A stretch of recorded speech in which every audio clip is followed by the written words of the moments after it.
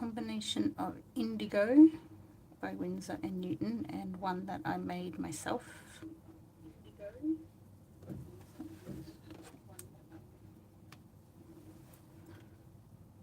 So I have Daniel Smith, Lunar Black and Phthalo Blue. So those three together.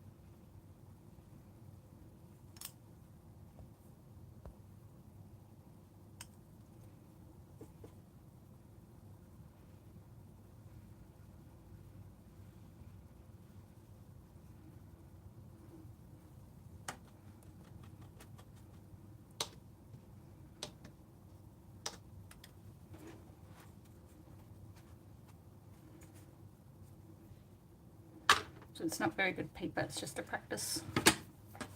Can try.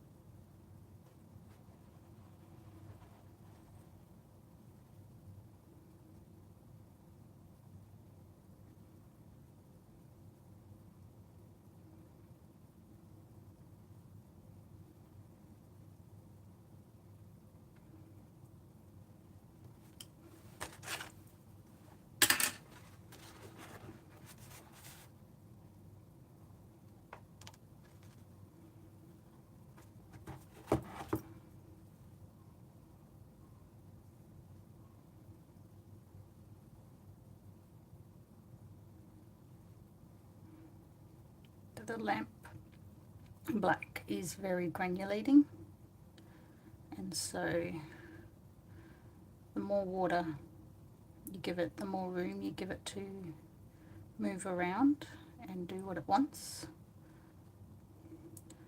But you kind of have to be patient to let it do what it wants.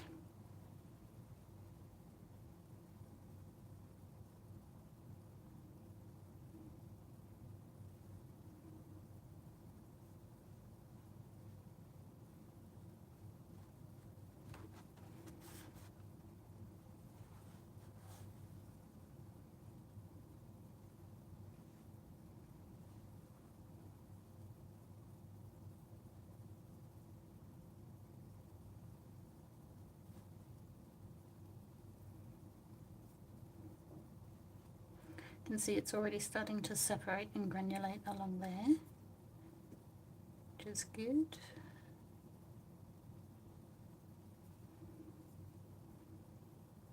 That's what you want to see.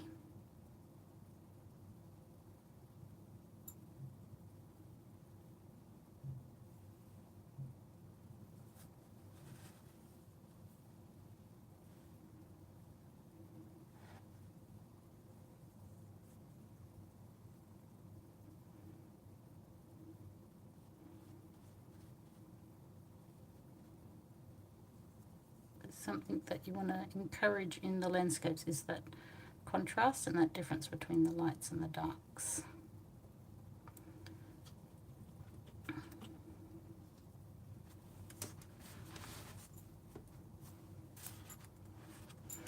Yeah, we can start to see it's happening along here. So it's very greeny, and we can see that the black, it's really starting to lift and find its own path. And along here it kind of looks like a coral reef. That's pretty cool.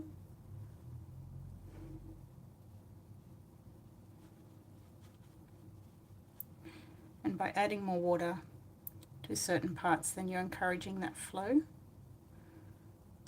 Same as here, we're encouraging to those marks on the paper to bloom as it sees fit, because watercolor only ever goes where there's water. That's the path that it finds. So you can get some really interesting shapes if you let it. And we're getting some really nice grain. Even up here, there's like a very big difference between the dark black pigment and the blue. And that's why I like using the phthalo in this section, because the phthalo has this really like bright quality about it, which is nice. So sometimes too, if you want to get more of that ocean feel, I will use Viridian. So I'm going to pop some Viridian in now. Now Viridian is not granulating, and it's quite a strong color, so it only gets very, I guess, luminous when there's enough water present. So we can see here there's definitely like that nice like turquoise tinge to it on this side here. And that's kind of what we want to encourage. We want to encourage that turquoise color because it's kind of like a sea theme for this one.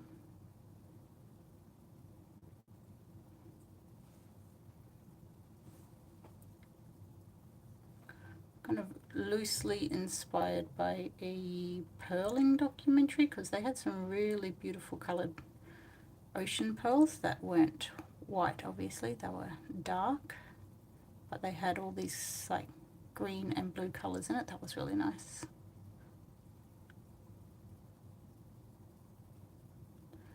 Very pretty. So we can see here like the granulation has really started to, you can see just how much it's separated, and that looks really nice. Like, because the water is finding its own flow, that page is kind of, it's facing down, so we can see that the lamp black has found its own path to get down to the bottom. This ridge here, this is the ridge of the phthalo blue. I kind of want to keep it strong if I can, but I might emphasize it with some Viridian just to get that color.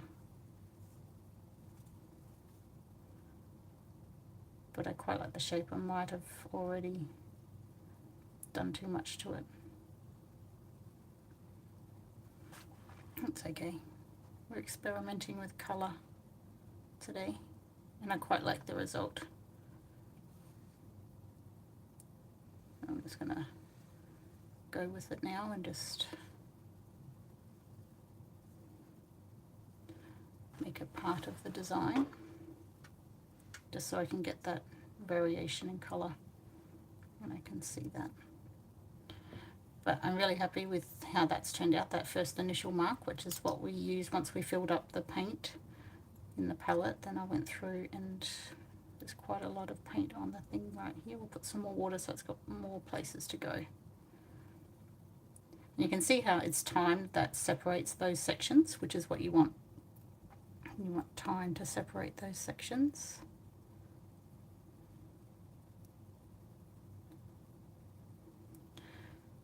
So this kind of like intuitive painting. That's what we go through in the second part of the course.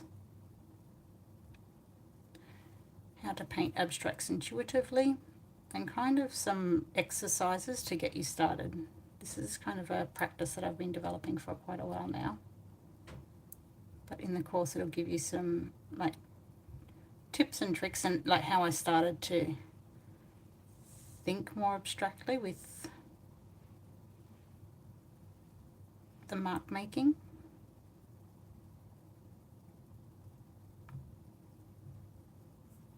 But again, it's a case of taking the time that you need to find the part of the practice that you kind of resonate with, and you're able to, in some ways, that's pretty, that section there, I like that section, resonate with. Also this section, it's probably a little bit difficult to see, but there is some like very clear granulation on this section here, and that's really nice. At the moment it feels very, I guess, bulky in this section here. That's okay. Rinse the brush. And using the back of one, I'm going to mix those two colours together so I've got the colour I want. So this, if you missed it at the beginning, is the lamp black and the phthalo blue. So the indigo in Winsor & Newton, that also has a permanent rose pigment in it, a PV19 pigment. In my own mixes I don't put the PV19 in because even though I like the Winsor & Newton indigo, I don't necessarily feel the need to put that extra hue in, that purple hue. Just wiping off the excess to create some other area of interest in this section. I'll go over it with water. I like that section there. I want to maintain that if possible.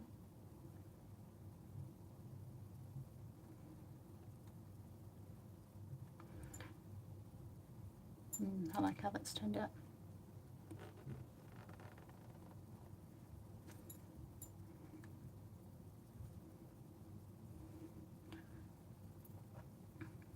I guess the key to this one is controlling the water, where it goes.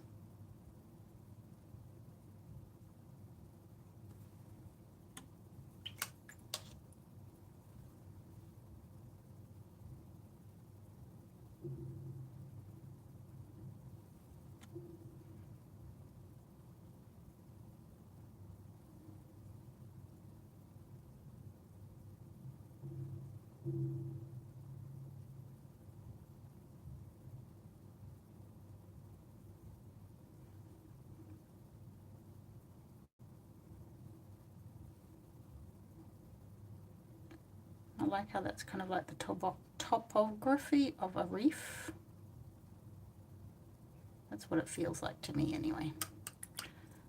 Like the aerial view of a coral reef. It's just the colours and just the texture and the patterns in it that make it feel like that.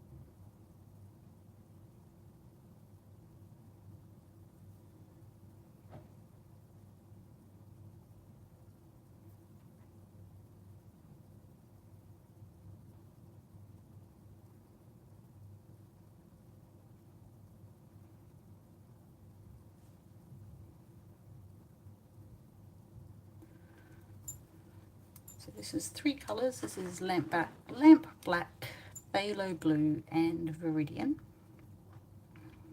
think these are all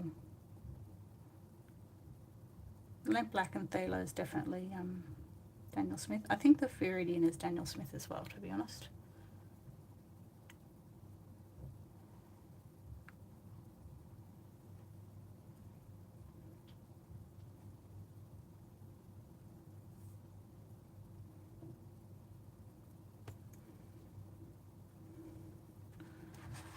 So I'm purposely not touching this side of it because I want the water to do most of the work for me. I want that granulation. So I'm purposely not going on that side.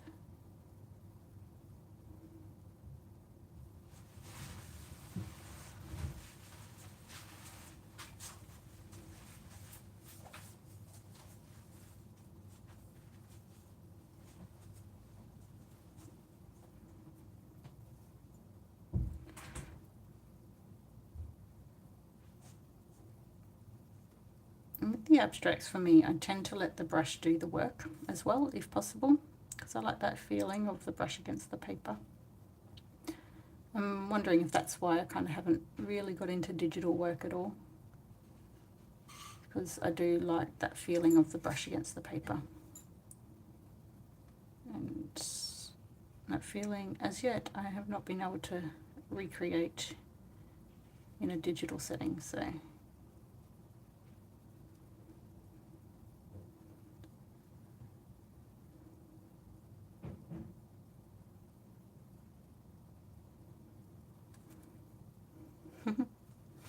I don't know if you can see it, but I feel like that, to me, is a bit of a seahorse, a representation of a seahorse. It's kind of cute.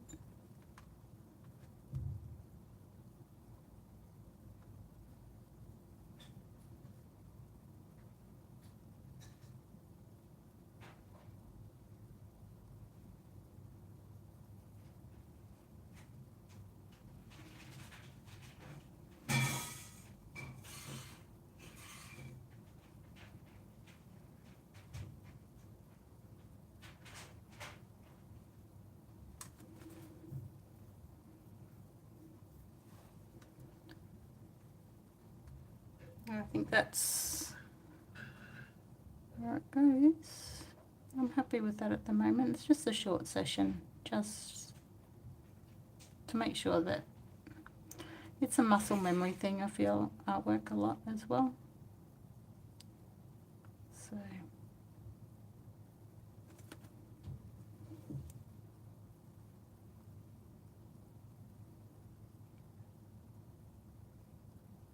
I'm happy to leave it there for now. That was nice. I'll leave that to dry, and then when I come back, it's going to be quite nice to see like the granulation of that area, see how much further it goes. We can see here it's really starting to, it's almost bringing the white of the page out. This little section's quite nice. That reminds me of a coral reef up around Queensland, the Great Barrier Reef. You can get some of those really amazing patterns and things like that in a bird's eye view of the coral reef, which is really nice. So this is how it started, just as a warm-up. Let's just kind of get the lines. And this one, I've decided this one is my blue book. I'm going to experiment with indigo, and this paper is actually very terrible for watercolor, but I don't care because I just want to play with patterns in this one. So thank you for joining me, and we'll see you next time.